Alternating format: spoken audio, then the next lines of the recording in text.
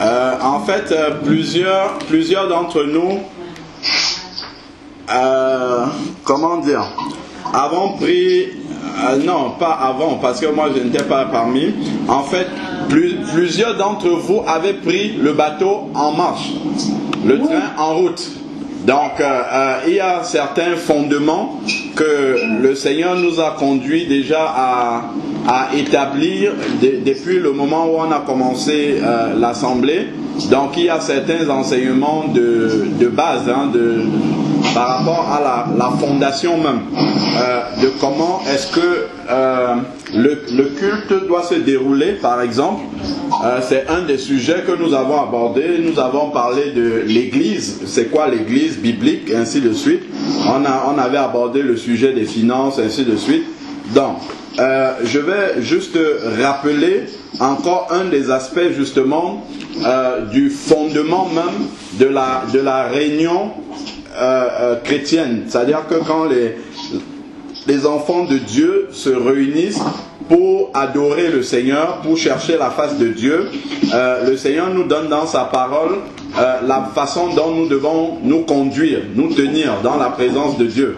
Et pour ça, on peut prendre 1 Corinthiens 14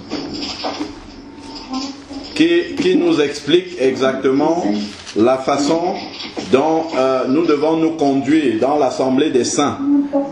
Alors, 1 Corinthiens chapitre 14.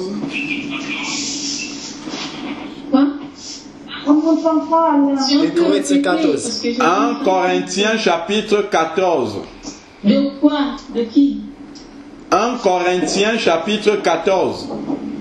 Fermez le micro, les soeurs. Il y a quelqu'un. 1 Corinthiens chapitre 14. C'est bon, vous recevez ou pas? C'est bon. Je m'entends très très mal, Alain. Il y a des interférences. Il faut fermer les micros. Il y a des Des interférences. Il y a des interférences. Il faut fermer les micros. Fermer les micros? Il faut fermer les micros, oui. Tous les micros? Oui, sauf celui qui parle, bien sûr. Sauf certains. Parce que ça fait des interférences, en effet. Alors, donc, prenons 1 Corinthiens 14, verset 26.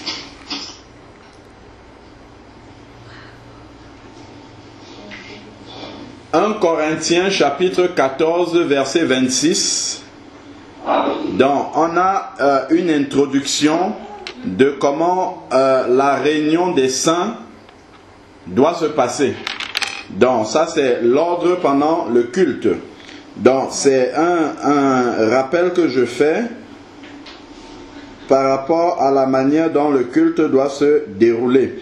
Alors, il est dit, que faire donc, frères, lorsque vous vous assemblez, donc comme nous sommes réunis là, chacun a-t-il un cantique, une instruction, une révélation, une langue, une interprétation, que tout se fasse pour l'édification.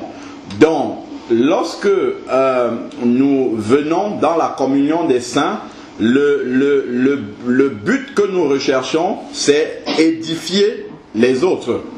Ça c'est le fondement même. Parce que nous avons chacun une relation personnelle avec Dieu, dans notre culte personnel, où nous sommes connectés au Seigneur. Nous avons cette connexion-là avec le Seigneur. Mais le Seigneur nous remplit, nous donne certaines, certaines grâces. Hein. Il nous fait part de certaines grâces. Et maintenant, lorsque nous venons dans l'unité des enfants de Dieu, le but que nous recherchons, le but que nous visons, c'est vraiment d'apporter aux autres les grâces que nous avons reçues du Seigneur, pour que eux, ils en soient édifiés. Donc, ça c'est déjà le premier point, le premier aspect qui doit nous animer, qui doit c'est dans cette disposition de cœur-là que nous devons justement venir participer, pas assister, mais participer à la réunion des saints. Voilà, donc c'est pour l'édification des autres. Alors, donc, maintenant, lorsqu'on est assemblé, c'est pas une seule personne. Déjà, frère, c'est au pluriel là. C'est pas une seule personne qui va chanter comme on a vu ou même prêcher la parole. Hein. Il faut pas que ça soit seulement moi. Si les frères sont là et qu'ils reçoivent quelque chose du Seigneur, ils doivent pouvoir l'apporter pour l'édification. Si quelqu'un a une instruction, une révélation, une parole de sagesse, une parole de connaissance, que la personne apporte, mais ça doit toujours être pour l'édification du corps. Donc ça c'est la première chose. Ensuite, maintenant, verset 27. Si l'un parle en langue, ça c'est un aspect qui n'est pas souvent bien expliqué dans les assemblées et qui est souvent très mal pratiqué d'ailleurs. Mais on doit pouvoir revenir au fondement scripturaire de la parole pour faire les choses comme le Seigneur le demande dans sa parole. Sinon, après, nous sommes dans le désordre. Et les Corinthiens qui manifestaient tous les dons spirituels, effectivement, étaient dans le désordre. Et c'est pour ça que l'apôtre Paul leur a écrit 1 Corinthiens 14, non pas pour qu'ils n'exercent plus leurs dons, mais pour qu'ils exercent ces dons-là, mais dans l'ordre. Voilà. Alors, donc, il est dit, lorsqu'on est réunis, si un parle en langue, tout au plus 2 ou 3. Donc, et encore chacun à son tour.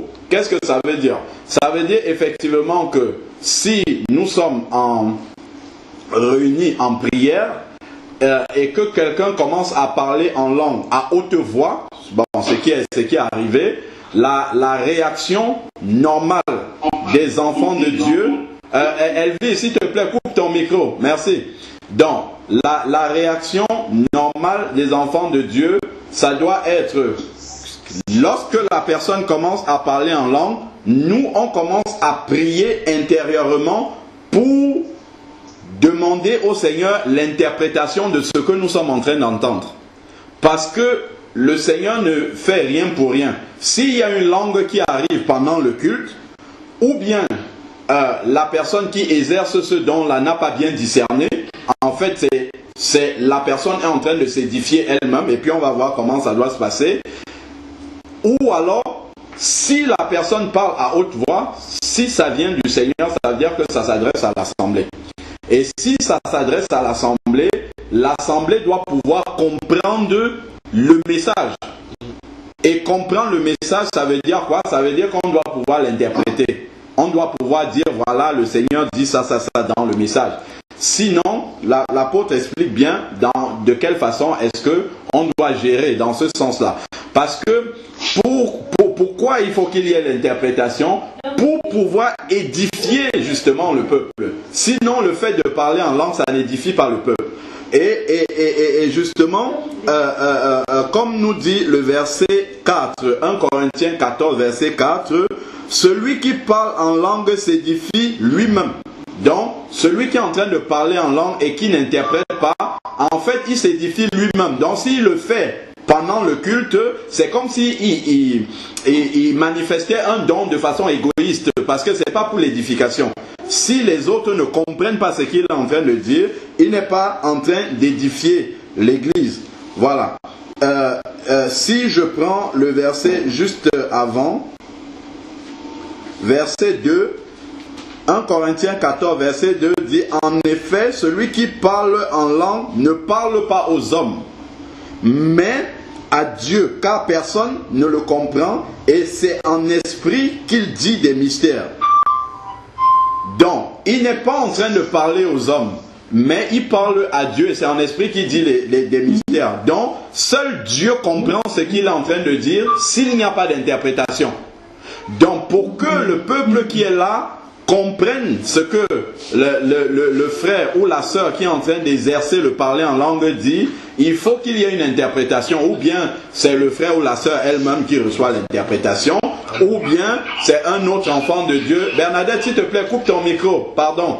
Donc, ou bien c'est un autre enfant de Dieu qui est dans l'assemblée qui reçoit l'interprétation, mais dans tous les cas, il faut qu'il y ait l'interprétation. Pourquoi? Parce que comme la parole de Dieu nous dit dans Isaïe 55, la parole de Dieu ne sort pas sans accomplir sa volonté. Mais pour que la volonté de Dieu soit accomplie, il faut que le destinataire du message le reçoive.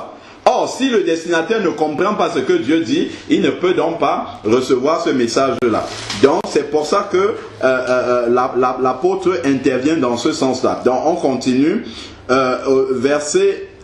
Nous sommes à 1 Corinthiens 14, verset 27. Donc, il est dit, si l'un parle en langue, tout au plus 2 ou 3, et chacun à son tour. Donc, quand un commence à parler en langue, si un devait commencer aussi, il se tait, il attend que le premier finisse, et ensuite il va prendre, et ensuite le troisième, et qu'il y ait aussi un interprète. Donc, nécessairement, il doit avoir un interprète.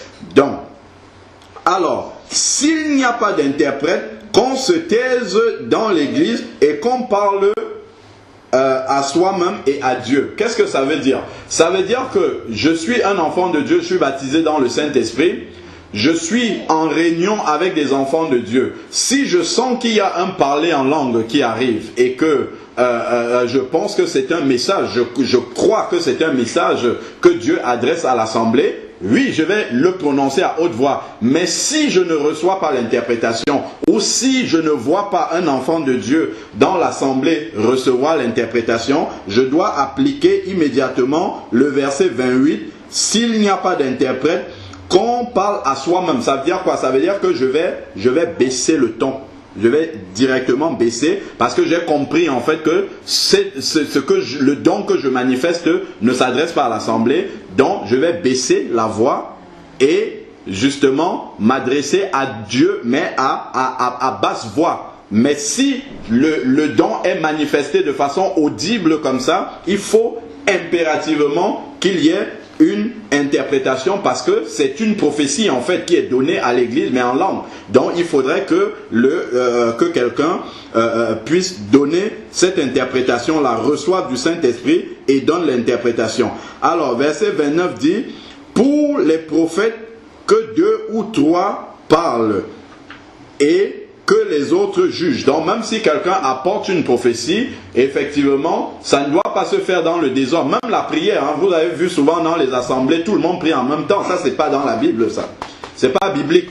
Si on est réunis et qu'on commence la prière, quand la sœur Simone commence à prier, nous tous, nous devons nous taire, nous écoutons et nous accompagnons de Amen ce que la sœur Simone est en train de dire. Après, donc si peut-être Odile veut continuer, elle doit attendre que Simone ait terminé pour enchaîner et ainsi de suite. C'est ça l'ordre dans l'église. Mais bon, je sais bien que dans les assemblées que nous avons eu à fréquenter, l'ordre n'est pas souvent respecté.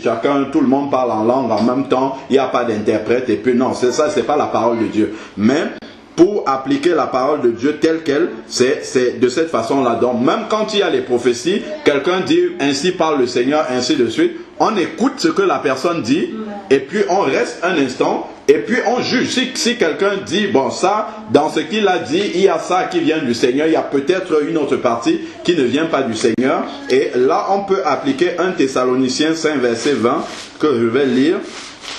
1 Thessaloniciens chapitre 5 verset 19 déjà, il est dit, n'éteignez pas l'esprit, ne méprisez pas les prophéties, mais examinez. Donc quand quelqu'un va apporter une prophétie, on va examiner, et on examine par rapport à quoi? Par rapport à la parole de Dieu. Donc si quelqu'un vient par exemple dans sa prophétie, il dit des choses qui contredisent la parole de Dieu, bon tout de suite on va dire, écoute mon frère, ma soeur, ça ne vient pas du Seigneur. Mais donc on va examiner, mais verset 21, 1 Thessaloniciens 5 verset 21, mais examinez toutes choses, retenez ce qui est bon et abstenez-vous du mal sous toute forme. Donc, même les prophéties, on doit examiner cela. Donc, même s'il y a un parler en langue et qu'il y a une interprétation, ça devient une prophétie qui s'adresse à l'église. Je rappelle que la prophétie, c'est pas à prédire l'avenir.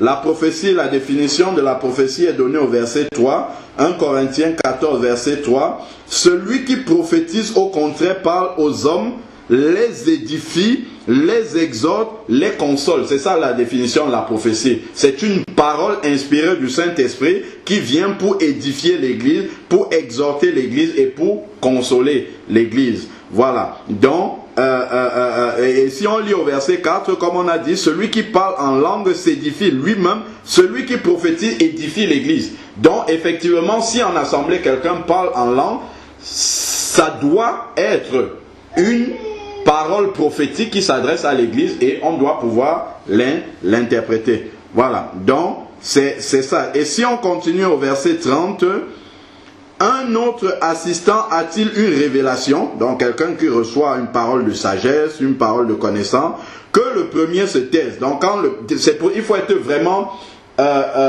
très vigilant, concentré de la façon dont le culte est en train de se passer. Donc c'est pour ça qu'il faut faire vraiment attention. Si quelqu'un a commencé à parler, même si on avait quelque chose qui arrivait, on se tait d'abord, on laisse le premier finir et ensuite on va donner ce qu'on a reçu du Seigneur. C'est ce que la parole nous encourage à faire. Alors, verset 31, car vous pouvez tous prophétiser successivement. Donc il faut que ça soit dans l'ordre, l'un après l'autre. Pourquoi? Parce que c'est pour l'édification mutuelle. Donc, si le premier a parlé, l'église doit pouvoir être d'abord édifiée par ce que le premier a dit.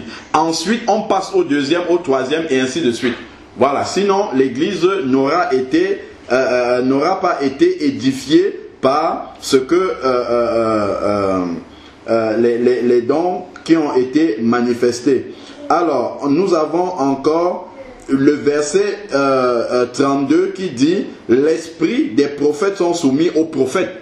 C'est-à-dire que s'il y a d'autres personnes aussi qui manifestent justement ces dons-là, elles doivent pouvoir être disciplinées aussi, ordonnées. Verset 33 « Car Dieu n'est pas un Dieu de désordre mais de paix ». Voilà. Donc ça c'est ce que nous devons retenir. Et il y a aussi alors un autre verset que je voudrais lire. Voilà, c'est le verset 18 où l'apôtre dit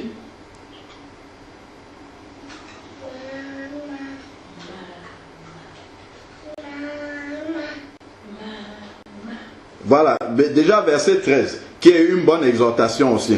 L'apôtre dit au verset 13 « C'est pourquoi que celui qui parle en langue prie afin de pouvoir interpréter. » Que lui-même il prie pour pouvoir interpréter, mais que les autres aussi à côté prient pendant que la personne est en train de manifester le don pour pouvoir interpréter afin que ça puisse édifier l'église. Parce que quand on est réunis, c'est vraiment pour s'édifier les uns les autres. Alors, ensuite, il dit, verset 14, « Car si je prie en langue, mon esprit est en prière, mais mon intelligence demeure stérile. Que faire donc? Je prierai par l'esprit, mais je prierai aussi avec mon intelligence, je chanterai par l'esprit, ainsi de suite. » Et ensuite, il va dire, maintenant au verset 18, « Je rends grâce à Dieu de ce que je parle en langue plus que vous tous. » Mais après, il va dire, mais dans l'église. Donc c'est là vraiment qu'on doit pouvoir demander la sagesse à Dieu de savoir comment manifester justement, de quelle façon est-ce qu'on doit manifester ce don-là pour être utile à l'église. Donc l'apôtre ne dit pas qu'il ne faut pas parler en langue, au contraire c'est un don vraiment extraordinaire. Il dit, je rends grâce à Dieu de ce que je parle en langue plus que vous tous. Donc il parlait abondamment en langue, mais il dit une chose au verset 19, mais dans l'église je préfère 5 paroles avec mon intelligence afin d'instruire les autres. C'est ça l'amour qui était dans le cœur de l'apôtre. Et c'est ça qu'il veut communiquer aux autres justement. C'est-à-dire que mon don ne doit pas être en fait égoïste. Je ne dois pas être en train de m'édifier moi-même. Non.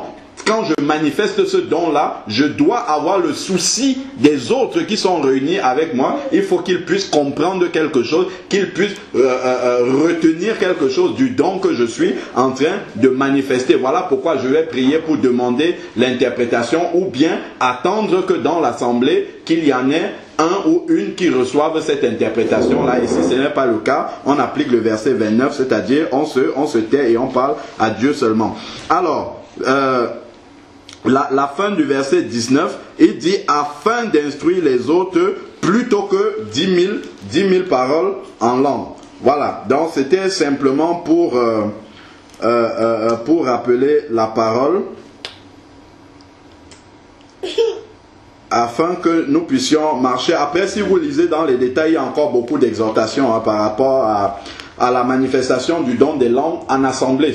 Parce que ici, c'est en assemblée. Après, maintenant, en privé, ça, c'est autre chose. On peut parler en langue dans son culte personnel autant qu'on veut. Ça, il n'y a pas de souci. On est dans la rue, on parle en langue. Ça, il n'y a pas de problème. Mais quand on est dans l'assemblée, il y a un but pour lequel nous sommes assemblés, c'est pour l'édification mutuelle, et nous ne devons pas perdre de vue le but que le Seigneur a lorsque les enfants de Dieu se réunissent. C'est pour l'édification mutuelle. Amen. Amen. Amen. Une question, pardon, vous voyez. Je voulais avoir un éclaircissement dans le cadre de cette discipline d'ensemble. Voilà. C'est la langue qui vient te secourir dans tes prières. Et voilà. Amen, amen, amen. Amen. Donc, si nous sommes en privé, il n'y a pas de problème. Mais si nous sommes dans l'église, voilà le verset 28 nous explique exactement comment il faut faire. S'il n'y a pas d'interprète, donc je vais d'abord laisser sortir le don, et il faut bien savoir que si je suis en assemblée et que le don des langues se manifeste en assemblée, ça veut dire, puisque c'est pas nous qui parlons, c'est pas une langue qui est inspirée de nous, puisque le verset 14 dit bien que quand je prie en langue, mon intelligence est stérile, donc c'est l'esprit qui prie au travers de moi. Donc, pendant que je suis en assemblée, si l'esprit inspire la prière de façon intelligible comme ça, et que ça sort en langue, ça veut dire en fait que c'est un message que l'esprit veut communiquer aux enfants de Dieu qui sont là, assemblés avec toi. C'est pour ça. On ose le bouton, alors on ose la voix, parce que bon, tout à l'heure j'étais en train de me discipliner pour étouffer. C'est vrai que j'interprétais aussi au fur et à mesure, mais je me disciplinais puisque beaucoup de gens. Vous n'êtes pas. Ça part. Je ne sais pas si tu me comprends. Non, je comprends bien. C'est-à-dire qu'au début, quand le don arrive, quand ça commence à se manifester, donc déjà, nous, en tant qu'enfants de Dieu qui manifestons ce don-là, nous devons déjà connaître la parole par rapport à ça. C'est un peu comme si on donne un véhicule, une grosse cylindrée à quelqu'un qui n'a pas de permis, ou bien qui a un permis qui n'est pas, je sais pas, on te donne un poids lourd alors que tu n'as pas le permis poids lourd. Tu auras du mal à tu auras du mal à diriger ce poids lourd là. Donc c'est pour ça que celui ou celle qui exerce un don spirituel doit savoir la manière de pouvoir l'exercer. Voilà ce que la parole de Dieu dit par rapport à ça. Donc celui ou celle qui exerce une langue comme ça en assemblée doit savoir que puisque la parole là, elle est inspirée par le Saint-Esprit. Donc, oui. Et c'est le même Saint-Esprit qui inspire aussi la langue qui est en train de sortir de notre bouche là. Donc, le Saint-Esprit ne peut donc pas se contredire avec ce qu'il a enseigné. Tu vois? Donc, lorsque la langue est inspirée comme ça par le Saint-Esprit pendant que nous sommes en assemblée, le Saint-Esprit nous dit dans la parole de Dieu que ça, en fait, c'est une prophétie qui est en train de se manifester. Donc, en fait, c'est un message d'édification, d'exhortation et de consolation, ou de consolation que Dieu est en train d'adresser à son peuple. Et donc, dans ce cas-là, comment est-ce qu'on fait? On doit pouvoir s'arrêter.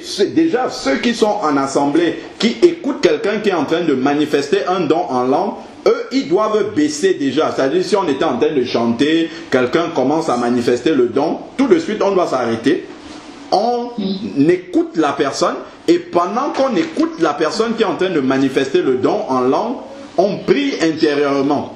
On prie intérieurement pour recevoir l'interprétation, parce que c'est nécessaire. Ça ne peut pas être autre chose qu'un message qui s'adresse à l'assemblée. C'est pour ça qu'il va dire au verset 28, s'il n'y a pas d'interprète, donc si on voit que personne n'interprète et que nous-mêmes, on n'a pas reçu l'interprétation de ce que nous sommes en train de dire, on doit appliquer la fin du verset 28, qu'on se taise dans l'église et qu'on parle à soi-même et à Dieu. C'est-à-dire que le don, s'il n'y a pas d'interprète, on réalise alors, parce que c'est la parole qui nous enseigne, on réalise que le don que nous sommes en train de manifester, effectivement, c'est pas un message qui s'adresse à l'assemblée, donc je vais baisser le ton et parler vraiment à basse voix. Et puis il dit, l'esprit des prophètes est soumis aux prophètes. C'est-à-dire que le Saint-Esprit qui manifeste cette langue-là au travers de nous, lui-même, il est soumis et discipliné par rapport à la parole de Dieu. Donc ça veut dire qu'on peut, si on laisse le Saint-Esprit agir au travers de nous, on peut baisser le ton. Quand on a compris cela, on peut baisser vraiment le ton pour appliquer le verset 28. Parce que ça ne peut pas en être autrement, puisque la parole de Dieu ne prévoit pas qu'on puisse parler en langue en assemblée, en s'édifiant soi-même. Parce que ça va contre justement le but même de la réunion des enfants de Dieu, qui est celui de l'édification. Tu vois, donc c'est ça, c'est quelque chose qui se tient entièrement, quoi. Je sais que c'est un apprentissage, hein. C'est un apprentissage. Moi, ça m'est déjà arrivé ici. On était en pleine adoration. C'est même moi qui étais en train de chanter. Et puis, hop, les langues ont voulu commencer à monter. Et puis, j'ai senti en moi que c'était pas un message pour l'assemblée. J'ai carrément mis la main à la bouche. J'ai mis la main à la bouche et je suis sorti. Je suis sorti et puis je parlais à basse voix, mais à l'extérieur, pour ne pas perturber le culte, en fait.